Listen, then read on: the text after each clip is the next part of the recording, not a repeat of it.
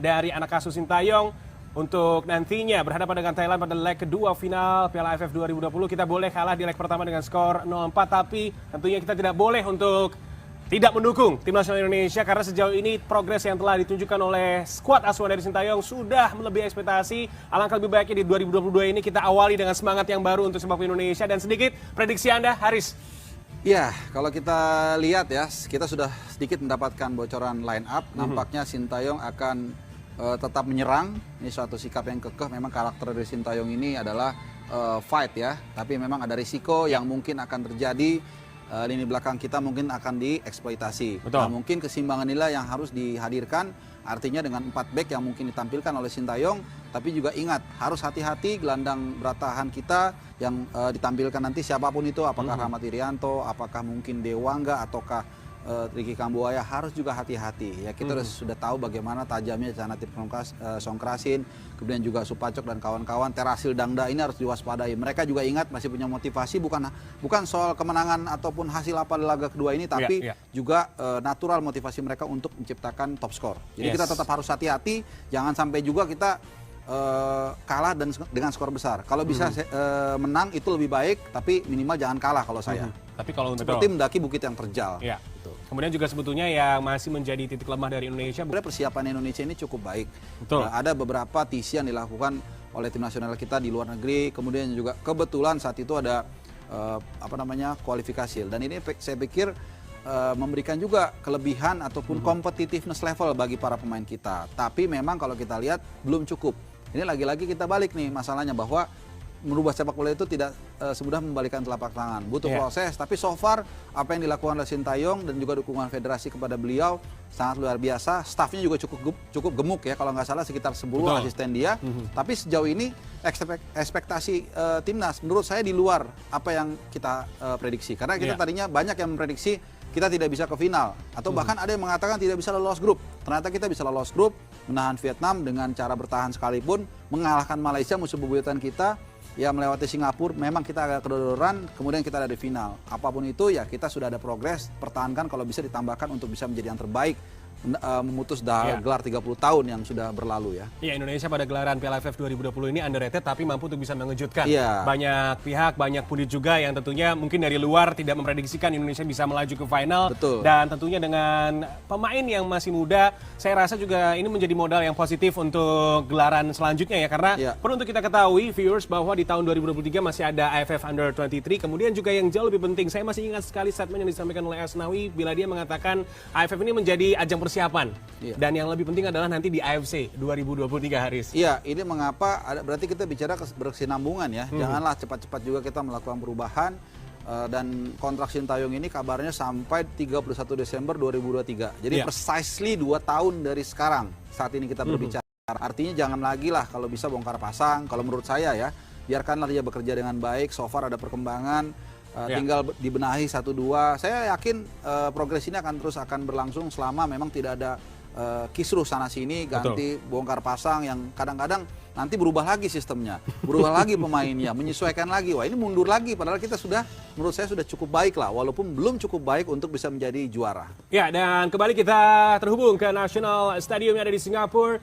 Viewers, tentunya satu persatu dari pemain sudah terlihat. Terutama juga Kapten Timnas Indonesia Asnawi Mangku Alam yang posisinya tidak pernah tergantikan di Tim Nasional Indonesia. Dan sedikit nih Haris, saya kemarin sempat membaca statement yang disampaikan oleh Sintayong bahwa ini sebetulnya mengharapkan agar para pemain Indonesia ini bisa bermain dan berkompetisi di luar negeri. Bagaimana tanggapan Anda, Haris? Sangat 1000% saya setuju ya.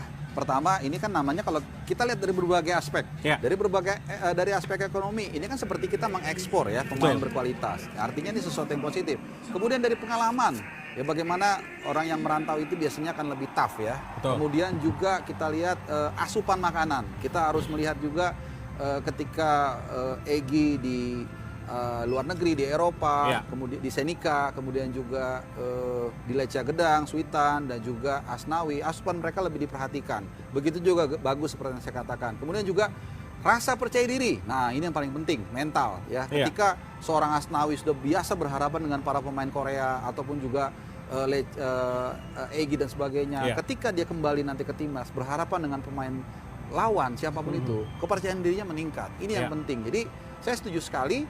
apalagi bermain di liga yang katakanlah secara level lebih tinggi dari kita. Betul. Tentu pasti akan menular sedikit atau banyak. Istilah kalau peribahasa itu belakang parang diasah tajam juga. Yes, Jadi betul katakanlah pemain ini biasa-biasa saja, tapi kalau diasah terus dia pasti akan jadi pemain yang hebat. Ya tidak perlu jauh-jauh ke Eropa, di Asia dulu ya, Jepang, Korea kita bisa untuk Dimanapun mencoba. selama liga itu lebih tinggi dari standar kita. Ya baik viewers, kita langsung saja untuk mendengar dan melihat babak pertama antara Thailand versus Indonesia. Namun terlebih dahulu kita dengarkan national anthem dari kedua negara baik Indonesia dan Thailand. Selamat menyaksikan.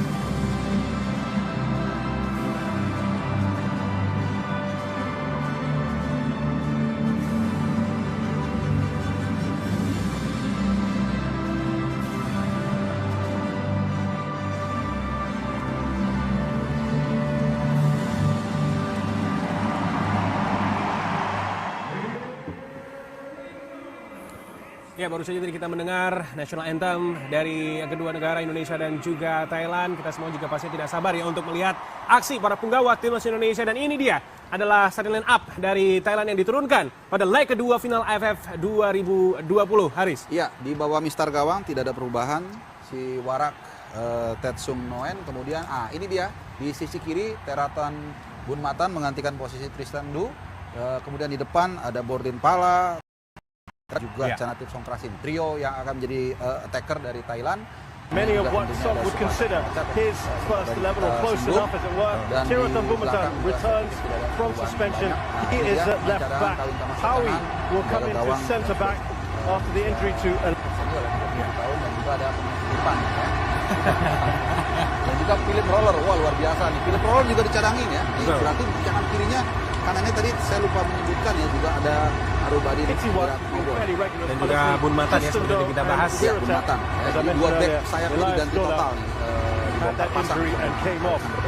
Yes, dan ini dia poin toss. Kita bisa melihat ya dua pemain yang juga sangat bagus penampilannya sejauh ini bagi Thailand, Songkrasin, bagi Indonesia ada Asmi Mengkolam. Dan kita akan segera melihat line up yang diturunkan oleh Sintayong. Dan kita semuanya tahu bila Sintayong ini selalu merombak formasi, merombak strategi, bahkan juga pilihan pemain. Tapi ada beberapa nama yang tidak tergantikan, termasuk tadi yang kita sebutkan ada Asmi Mengkolam. Dan ini dia, Haris. Ya, ada beberapa perubahan pemain who would like to do that if they can perform something pretty outstanding this evening, and they'll have to do it with these players here Three changes made by Shin Tae-yong. There was lots of speculation as to whether Egi Maulana would start today. The answer is yes. Pratama returns from suspension, and the very pacey forward Ramai Rumakek also gets a starting place today. Looking at their formation, they are going with the 4-2-3-1. Ramai Rumakek, as you said, Ramai Rumakek on that left-hand side. Dedik Setiawan is still the preferred forward. Prediksi, as we mentioned, the rather bizarre news that 4 players broke protocols and have not been.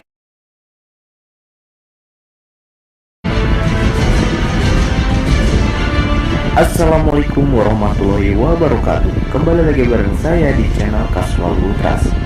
Selamat siang, selamat malam para pendengar setia saya yang sedikit dan insya Allah akan menjadi besar. Amin. Semoga kalian selalu diberikan kesehatan dan dilancarkan rezekinya. Amin ya robbal alamin. Jam dari para supporter sepak bola adalah salah satu daya tarik dalam pertandingan sepak bola. Di era sepak bola modern, para supporter kini saling berlomba membuat chant-chant yang dapat membakar semangat para pemain di lapangan. Di Indonesia sendiri ada banyak chant-chant keren dari para supporter Liga Indonesia. Dan berikut adalah 10 chant terbaik di Liga Indonesia.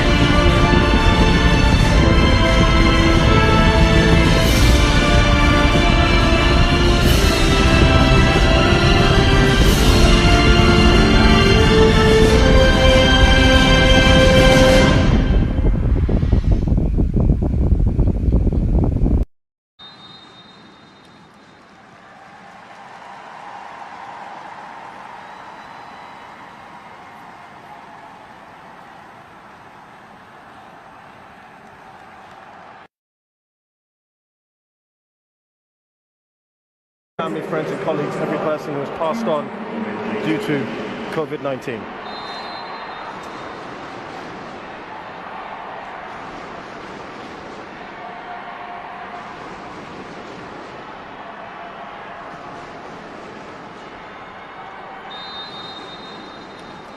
We must remember, of course, in the backdrop of COVID-19, this tournament was postponed twice, but in the grander scheme of things, of course, there is still important to remember we're in the middle of a global pandemic. Faisal Al-Ali, the man in charge here from Jordan. Rish Roshan Rai, your thoughts on that lineup, on those lineups? I'm enjoying this countdown actually. 3, 2, 1 before kickoff of the second leg. Yeah, looking at those lineups, I think we're Indonesia here. It looks like a pretty attacking lineup, which you'd expect being 4 goals down, obviously looking to try and start with a very quick tempo early on. It almost will be a 4-1-4-1, I think, at times, with Ricky Kambuaya and Witan Sulaiman allowed to get forward in support of Dedik Setiawan, especially when Indonesia are in possession of the ball. Egi Maulana, Ramai Rumakek, Egi Maulana playing on that right-hand side will be allowed to drift in onto his left foot. Ramai Rumakek, same, playing as those inverted wingers in those wider positions for this Indonesian team. For Thailand, I mean, it's still an incredibly strong lineup. We've seen the strength of their squad throughout this competition. When you look at Chanatip in there, Tirasin, Bodin, 3 players who I thought were brilliant in the first leg, and Supachok, who was the man of the match, deservedly so. Brilliant, yeah. Someone who, if not for Chanatip's goals, might well be considering himself a contender for MVP.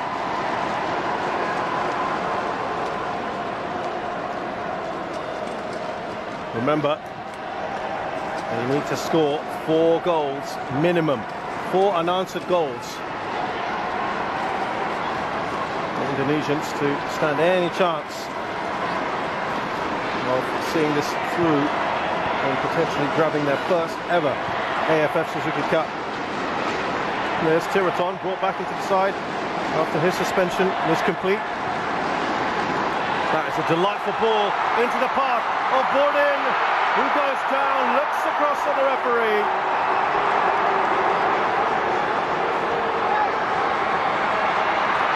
Nothing doing. The danger isn't over. A little cheeky touch on from Bodin. Chanatip can't get there. Narubadin puts a cross in. It'll be a corner. Feels like it's the first leg again. Yeah, you know, one of the great things about this Thai team is how they've started off matches, and here, a bit of contact there behind. Asnawi is on the wrong side of Bodin. He's bearing down on goal. I don't think there's enough to give a penalty there. Here's Tiraton on the right-hand side. Oh, he was getting involved. And now the counter. This is where Indonesia can be dangerous. Egy Maulana, goal here. Would like the stadium up. Witan Sulaiman. Back to Egy. That's the passes for Rahmat, but it's still with Indonesia. Asnawi.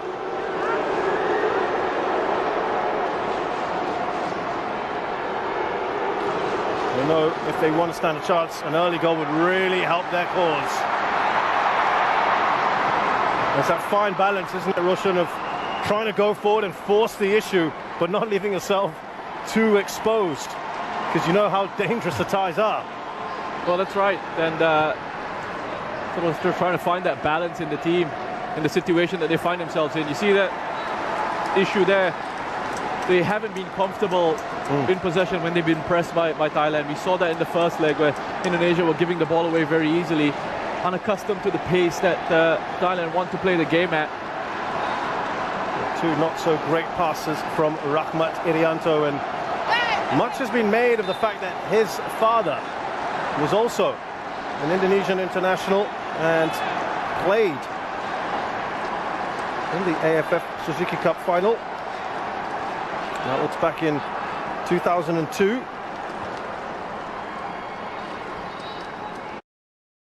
And that was also against Thailand, by the way.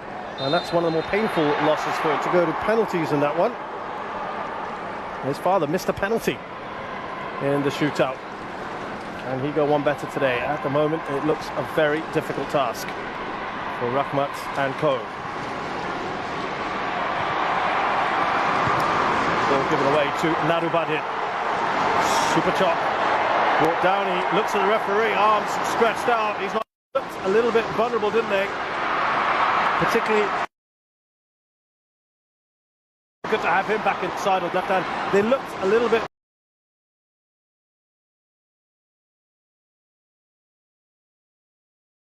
vulnerable, didn't they?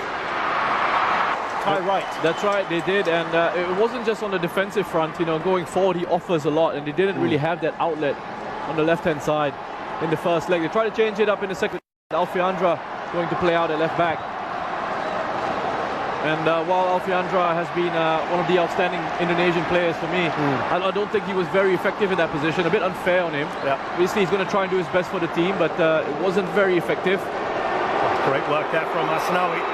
Get past Bodin. Here's Witan Sulaiman. That's another player, Witan Sulaiman, who just got crowded out in that first leg and didn't have any impact at all because Thailand was so determined to get players around him as quickly as they possibly could.